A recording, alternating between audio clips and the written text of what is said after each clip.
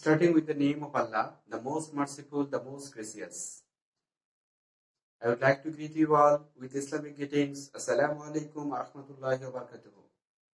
This is Muhammad Rasul Islam, lecturer in English, Gaibanda Siddiqia Fajil Madrasa. সুপ্রিয় শিক্ষার্থী বন্ধুরা, আজকের অনলাইন ক্লাসে সবাইকে স্বাগতম। আমরা আজকে যে টপিকটি নিয়ে আলোচনা করব সেই টপিকটি হচ্ছে ইংলিশ ফর টুডে ইউনিট 1 এর দ্য আনফরগেটেবল হিস্ট্রি। আমরা দেখতে পাচ্ছি উপরে লেখা আছে দ্য আনফরগেটেবল হিস্ট্রি। সুপ্রিয় শিক্ষার্থী বন্ধুরা, আমরা এই আনফরগেটেবল হিস্ট্রি কথাটি দেখে এবং এই ছবি দেখে বুঝতে পারছি আজকে আমরা কার সম্পর্কে কথা বলতে যাচ্ছি। হ্যাঁ, আমরা আজকে একজন মহান নেতা, আমাদের বাঙালি জাতির পিতা বঙ্গবন্ধু শেখ মুজিবুর রহমান সম্পর্কে পুরো প্যাসেজটি জুড়ে আলোচনা করতে যাচ্ছি এবং তারই একটি বিখ্যাত স্পিচ দিয়েছিলেন, যেটা 7ই মার্চ 1971 সালে।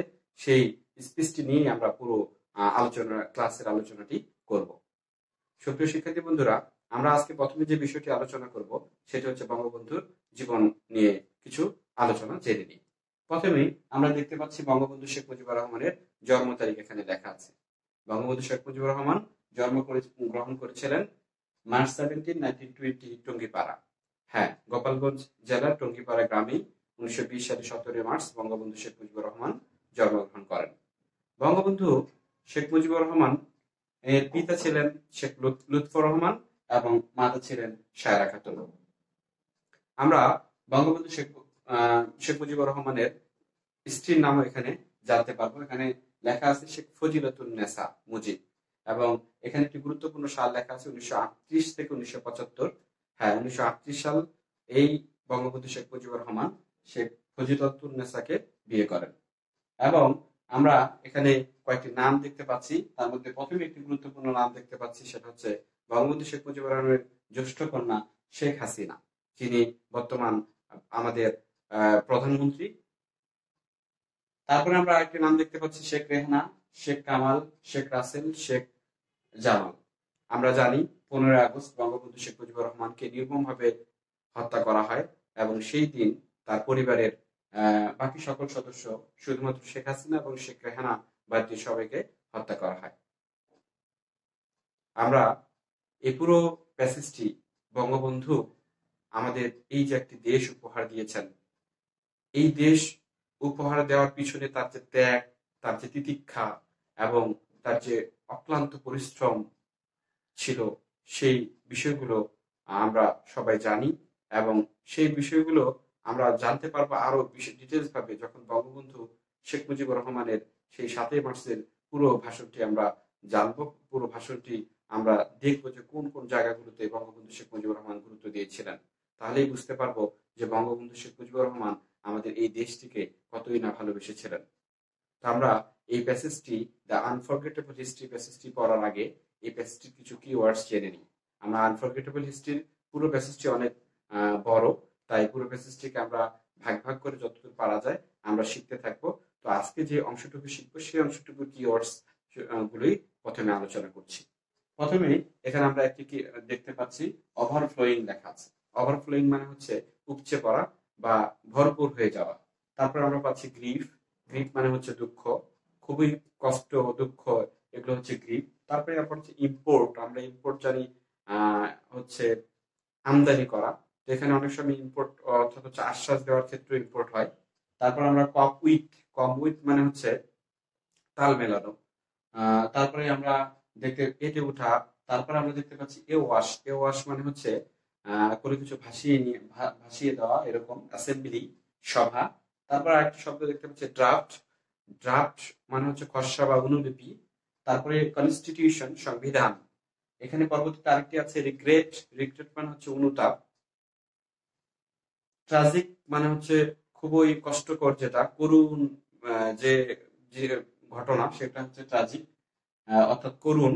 তারপরে আমরা দেখতে পাচ্ছি ইনফ্লিক্টেড এবং অ্যাগনি মানে হচ্ছে যন্ত্রণা, আর ইনফ্লিক্টেড মানে হচ্ছে জর্জরিত হওয়া। তারপরে ক্রিমজন অর্থাৎ হচ্ছে অরুণ বা রক্তের মতো লাল। হ্যাঁ, তারপরে আমরা অ্যাজিউম শব্দটা পাচ্ছি। অ্যাজিউম মানে হচ্ছে ধারণ করা বা কোনো আশিনে অধিকৃত হওয়া, অর্থাৎ কোনো আসন গ্রহণ করা। তারপর আমরা পাচ্ছি রিস্টোর, মানে হচ্ছে পুনরায় জমা করা। আবার পাচ্ছি ইনস্টেট, ইনস্টেট মানে হচ্ছে কোনো কিছুর পরিবর্তে instead. Slaughter house, slaughter house মানে হচ্ছে কসাইখানা। আমরা জানি বঙ্গবন্ধুর পুরো বক্তব্য আমরা অনেকেই হয়তো অনেকবার শুনেছি, তো কসাইখানা শব্দটি আছে। তারপর টেক প্লেস শব্দের অর্থ, এটা একটা ফ্রেশ, এই ফ্রেশটা মনে রাখবো। টেক প্লেস হচ্ছে সংগঠিত হওয়া। তো এই শব্দগুলো জানলেই আমরা পরবর্তীতে আমাদের প্যাসেজটি খুবই আলোচনা করতে সুবিধা হবে। আমরা আমাদের প্যাসেজটি আলোচনা শুরু করব, তবে তার আগে আমি সুপ্রিয় শিক্ষার্থী বন্ধুকে অনুরোধ করছি যে তোমরা তোমাদের পড়ার টেবিলে বসে পড়ো এবং পড়ার টেবিলেই তোমাদের প্রয়োজনীয় বই এবং খাতা তোমাদের সাথে রাখো। যে বিষয়গুলো তোমাদের গুরুত্বপূর্ণ মনে হবে তোমরা সেটা নোট করে রাখতে পারো। আমরা আমাদের দ্য আনফরগেটেবল হিস্ট্রি প্যাসেজটি আলোচনা শুরু করছি। আমরা প্রথমে দেখি প্যাসেজে কি বলা আছে। প্রথমে আমরা দেখতে পাচ্ছি লেখা আছে মাই ব্রাদার্স। বঙ্গবন্ধু শেখ মুজিবুর রহমান তার স্পিচে প্রথমে বলতেছেন, ভাইয়েরা আমার, I stand before you today with a heart overflowing with grief. আমি দুঃখ ভারাক্রান্ত মন নিয়ে আপনাদের সামনে হাজির হয়েছি। এখানে ওভারফ্লোয়িং শব্দ আছে এবং গ্রিফ শব্দটা আছে।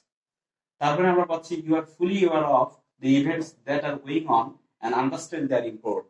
অর্থাৎ বলছে যে আপনারা সবাই সচেতন আছেন এবং আপনারা সবাই জানেন এবং সবাই বোঝেন যে আমরা কোন বিষয় নিয়ে আজকে আলোচনা করতে যাচ্ছি। We have been trying to do our best to cope with the situation. আমরা এই বর্তমান যে খারাপ একটা অবস্থা পার করছি, সেই খারাপ অবস্থাটা অর্থাৎ এই খারাপ অবস্থাটাকে আমরা মানিয়ে নেওয়ার চেষ্টা করছি। And yet, unfortunately, the streets of Dhaka, Chittagong, Khulna, Rajshahi, and Rangpur are awash with the blood of our brothers. বলছে ঢাকা, চিটাগাং, খুলনা, রাজশাহী এবং রংপুরের রাস্তাঘাটগুলো আমার ভাইয়ের রক্তে রঞ্জিত হয়েছে। তবুও আমরা মেনে নেওয়ার চেষ্টা করছি, মানিয়ে নেওয়ার চেষ্টা করছি এই সিচুয়েশন। তবুও আমাদের এই যে রাস্তাঘাটগুলো আছে সেগুলো কি হচ্ছে, আমার ভাইয়ের রক্তে রঞ্জিত হয়ে আছে। The people of Bengal now wants to be free. বাংলার মানুষ মুক্তি পেতে চায়। The people of Bengal now want to be live. বাংলার মানুষ বাঁচতে চায়। The people of Bengal now want their rights. বাংলার মানুষ তাদের অধিকার চায়। তো আমরা প্রথম প্যাসেজেই দেখতে পাচ্ছি যে 1971 সালে যখন বঙ্গবন্ধু শেখ মুজিবুর রহমান সংখ্যাগরিষ্ঠতা আসন পেয়েও যখন তা এই পাকিস্তানি শাসক গোষ্ঠী ক্ষমতা হস্তান্তর করতে চাচ্ছিলেন না, তখনই 7 মার্চে যে ভাষণ দিয়েছিলেন সেই ভাষণের আমরা অংশটি দেখতে পাচ্ছি। এবং সেই ভাষণে তিনি প্রথমেই যে বিষয়টা নিয়ে আসছেন সেটা হচ্ছে যে আমরা দফায় দফায় তাদের সাথে আলোচনা করছি, কিন্তু তারা তাদের এই বিভিন্নভাবে টালবাহানা করছে। এবং আমরা তিনি বলছেন যে শেষ পর্যন্ত আমি দেখতে পাচ্ছি যে আমার ভাইয়ের রক্তে রঞ্জিত হয়েছে ঢাকা, চট্টগ্রাম, রাজশাহী, রংপুর এর রাস্তাঘাটগুলো। এবং তারপরে তিনি বললেন যে বাংলার মানুষ স্বাধীনতা চায়, বাংলার মানুষ মুক্তি চায়, বাংলার মানুষ বাঁচতে চায়। তো তিনি সারা জীবন জুড়ে এই বাংলার মানুষের স্বাধীনতা সংগ্রাম, বাংলার মানুষের দুঃখ দুর্দশা লাঘব করার জন্য যে সংগ্রাম, সেই সংগ্রামই চালিয়ে গিয়েছিলেন। আমরা পরের প্যাসেজটি যদি আবার পড়ি, পরের প্যারাটি, তাহলে দেখতে পাবো what have we done that was wrong. বলছে আমরা কি ভুল করেছিলাম। আফটার দ্য ইলেকশন, নির্বাচনের পরে, the people of Bangladesh voted as one of me. বাংলাদেশের মানুষ আমাকে ভোট দিয়েছিল ফর দ্য আওয়ামী লীগ। আওয়ামী লীগকে ভোট দিয়েছিল। We are to sit in the national assembly. আমরা জাতীয় সভায় বসার কথা ছিল আমাদের। Draft a constitution for ourself there. সেখানে আমাদের একটা সংবিধান প্রণয়ন করার কথা ছিল। And build our country. এবং আমাদের দেশটাকে গড়ার কথা ছিল। The people of this land would thereby get economic, political and cultural freedom. বলছে যে এই যদি আমরা কনস্টিটিউশন করতে পারি, আমরা যদি আমাদের মতো করে তৈরি হই, তাহলে এই যে পুরো বাংলার মানুষজন তারা পলিটিক্যাল এন্ড কালচারাল ফ্রিডম পাবে, অর্থাৎ রাজনৈতিক এবং সাংস্কৃতিক যে স্বাধীনতা আছে সেই স্বাধীনতাটুকু পাবে। তারপরে আমরা দেখতে পাচ্ছি but it is with regret that, কিন্তু এটা একটা অনুশোচনার ব্যাপার, এটা একটা পরিতাপের বিষয় যে I have to report to you today that we have passed through 23 tragic years. আমাদের আজকে আপনাদের তথ্য জানাতে হচ্ছে যে আমরা 23 বছরের করুণ বছরগুলো পার করেছি। Bengal's history of those years is full of stories of torture inflicted on our people, of bloodshed by them repeatedly. বলছে এই বছরগুলোতে বাঙালি, এই বাংলার মানুষ তারা বারবার রক্ত ঝরিয়েছে। 23 years of a history of a man and women in agony. এই যে পুরো বছরগুলো আছে, অর্থাৎ 23 বছর, এই 23 বছর হচ্ছে একটা যন্ত্রণার বছর আমাদের সবার জন্য। তাহলে আমরা দেখতে পাচ্ছি এই প্যারাটাতে বঙ্গবন্ধু শেখ মুজিবুর রহমান যে আমাদের যে দুর্দশার সময় কাটছিল, অর্থাৎ 1947 সালে আমাদের ভারত পাকিস্তান বিভক্ত হওয়ার পর এই পূর্ব বাংলা যখন নির্যাতিত হচ্ছিল, তখন দেখাচ্ছিল বঙ্গবন্ধু শেখ মুজিবুর রহমান আমরা বারবার 23 বছর জুড়ে আমরা আমাদের রক্ত ঝরিয়েছি। কিভাবে? 1952 সালে আমরা ভাষা আন্দোলনে রক্ত ঝরিয়েছি, আমরা 1962 শিক্ষা আন্দোলনে আমাদের রক্ত ঝরিয়েছি, 1968 সালের যে আন্দোলন ছিল, 68 সালের অসহযোগ আন্দোলন, 69-এর গণ অভ্যুত্থান এবং 70 সালের নির্বাচনের আগ পর্যন্ত আরেকটি ঘটনা ঘটেছিল, 6 দফা যে আন্দোলন ছিল। এই সকল আন্দোলনে দেখা গেছে আমরা বিভিন্ন ভাবে আমাদের রক্তে রঞ্জিত হয়েছিল এই বাংলার রাস্তাঘাট, এবং এই যে পশ্চিম পাকিস্তানের শাসক গোষ্ঠী ছিল তারা আমাদেরকে নিপীড়িত নির্যাতিত করেছিল। তো এই যে 23 বছরের ইতিহাস, এই 23 বছরের ইতিহাস সম্পর্কে সারা বাংলার মানুষকে তিনি সজাগ করে দিয়েছিলেন, আবারও মনে করিয়ে দিয়েছিলেন যে আমাদের এই যে আমরা যে নির্যাতিত হচ্ছিলাম, এই নির্যাতিত থেকে আমাদের বাঁচতে হবে, আমাদের বাঁচার পথ বের করতে হবে। সেজন্য তিনি এই কথাগুলো আবার পুনরায় রিপিট করছিলেন। তারপর আমরা আবার পাচ্ছি, the history of Bengal is the history of a people who have repeatedly made their highways crimson with their blood. বলছে the history of Bengal, বাংলার ইতিহাস is the history of people, এটা হচ্ছে ওই মানুষগুলোর ইতিহাস যারা সব সময় এই বাংলার রাস্তাঘাটগুলোকে তাদের রক্ত দিয়ে রঞ্জিত করেছে। We shed blood in 1952, আমরা 1952 সালে রক্ত দিয়েছি, even though we were the victors in the election of 1954, যদিও আমরা 1954 সালে নির্বাচিত হয়েছি, we could not, আমরা পরের দিকে একটু খেয়াল করি।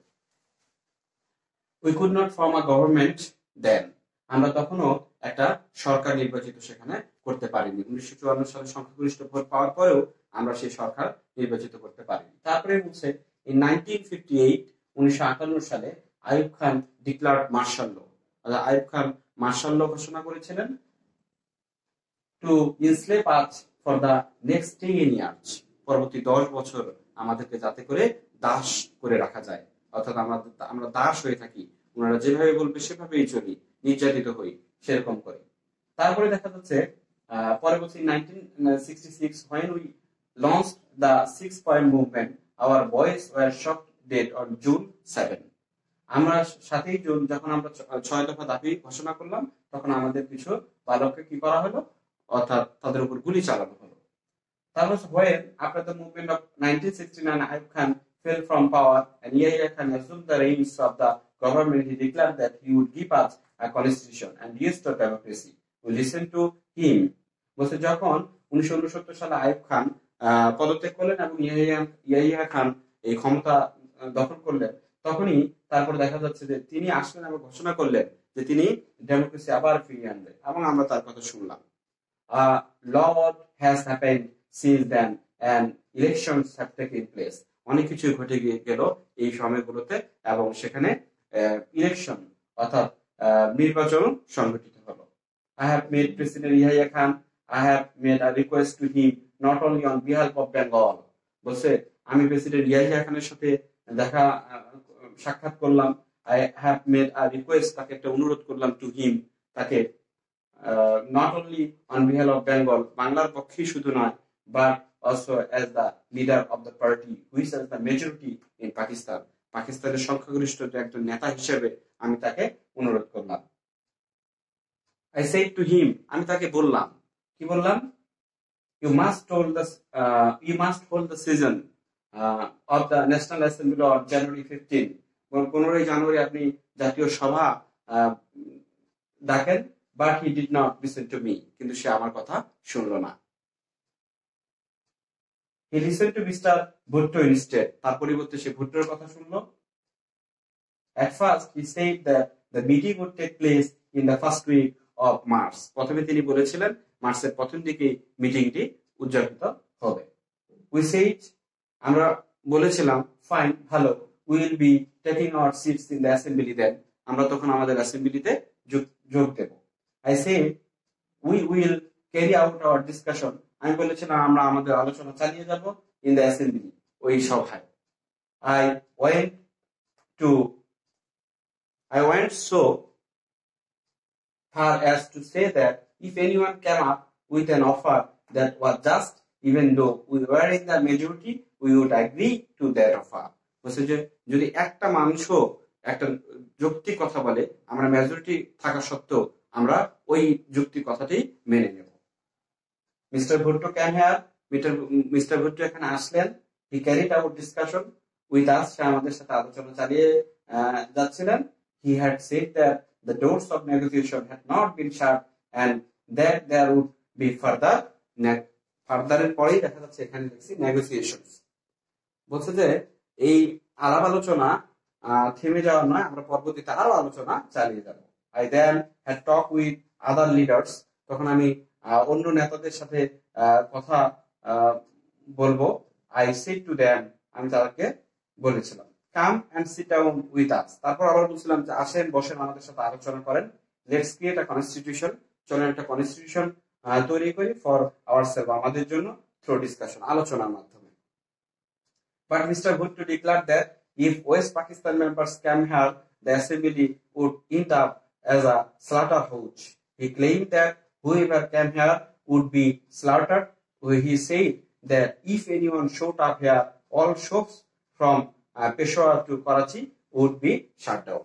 তিনি অভিযোগ করলেন যদি কেউ ওই পশ্চিম পাকিস্তানের শাসক গোষ্ঠী এখানে আবার আসে, তাহলে এই পূর্ব বাংলা হবে কসাইখানা, অর্থাৎ তাদেরকে মারা হবে। এবং তিনি আবার বললেন যে পেশোয়ার থেকে করাচি পর্যন্ত পুরো দোকানপাট গুলো বন্ধ থাকবে। আসলে আমরা পুরো প্যাসেজটি আজকে পড়তে পারছি না, আমরা পরবর্তীতে পুরো প্যাসেজটি পড়বো। আমরা এই যতটুকু পড়লাম ততটুকু থেকে যেটা বুঝতে পারলাম যে তারা বিভিন্ন ভাবে টাল ভাঙার যে করছিল বঙ্গবন্ধু শেখ মুজিবুর রহমান, সেটা আজ করেছেন এবং বঙ্গবন্ধু শেখ মুজিবুর রহমান বুঝতে পারছিলেন যে তারা তাদের ক্ষমতা হস্তান্তর করবে না। এবং এখানে আমরা সর্বশেষ দেখতে পাচ্ছি যে তারা বিভিন্ন ভাবে আমাদের উপর অর্থাৎ আঙ্গুল তুলেছেন, অর্থাৎ তারা বিভিন্ন ভাবে অজুহাত দিচ্ছিলেন যে কিভাবে আসলে সময়টাকে বিলম্ব করা যায়। বঙ্গবন্ধু শেখ মুজিবুর রহমানকে কখনো কখনো দোষারোপ করছিলেন, কখনো কখনো দোষারোপ করছিলেন এই বাঙালি জাতিকে, কখনো কখনো দোষারোপ করছিলেন বিভিন্ন নেতা কর্মীদের। সুপ্রিয় শিক্ষার্থী বন্ধুরা, আমরা এই বড় একটি প্যাসেজ, সেই প্যাসেজটি আমরা দ্বিতীয় ভাগে অথবা তৃতীয় ভাগ, আমরা তিনটি ভাগ হতে পারে, পুরো বিষয়গুলো আলোচনা করে আমরা সামারি টানবো। তো পরবর্তী ক্লাস গুলো অবশ্যই করার জন্য অনুরোধ রইল। এই পর্যন্তই আজকে ক্লাসটি শেষ করছি। আল্লাহ হাফিজ।